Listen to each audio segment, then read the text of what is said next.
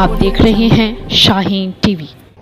फिरकापरस्त ताकतों को हराने की वक्त है अभी, निकम्मा सांसद को घर बिठाने की। मैं छतरगाछ के तमाम महानुभाव जनता से अपील करता हूं कि आप सोचो कि आपके पास अभी 3 काम सबसे बड़ा है। आपके पास अभी 3 बड़ी चुनौती है। पहली चुनौती है फिरकापरस्त ताकतों को हराना, बीजेपी के उम्मीदवार को हराना, बीजेपी के मास्टर को हराना। पहला आपके पास चुनौती है। दूसरा चुनौती है निकम्मा सांसद को घर बिठाना। दूसरी आपके सामने चुनौती है निकम्मा सांसद को घर बिठाना।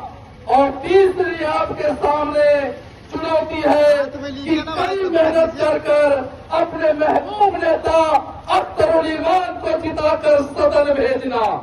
ये 3 बड़ी चुनौती किशनगंज लोकसभा जनता के सामने है और ये 3 बातों को समझने की भी जरूरत है, समझाने की भी जरूरत है।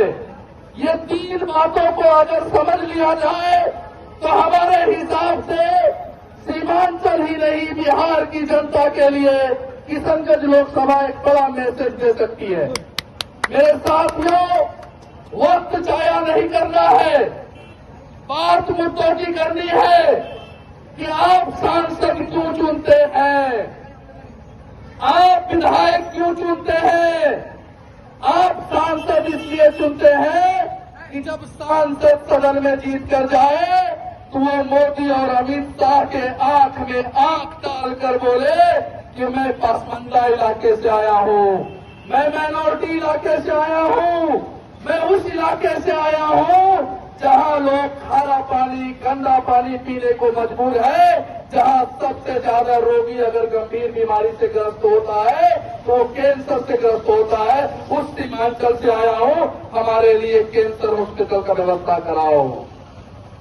वो सांसद जाके बोले कि 300 एकड़ जमीन में जो अभी भेड़ बकरी चल रहे हैं, 300 एकड़ जमीन जो बेकार पड़ी है, बंजर हो गई है एएमयू की, उस एएमयू की नींव कब रखोगे? इसके लिए सांसद चुनने की जरूरत है। सांसद चुनने की जरूरत इसलिए भी है कि जब हमारे यहां से बूढ़े बुजुर्ग अगर दिल्ली की सरजमीन पर जाकर इलाज का लाभ लेना चाहे तो उसका आवाज जनता के काम आए, इसके लिए भी सांसद चुनने की जरूरत है।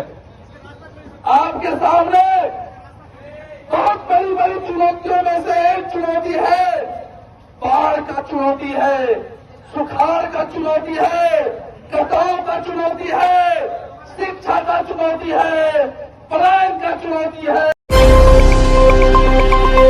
आप देख रहे हैं शाहीन टीवी।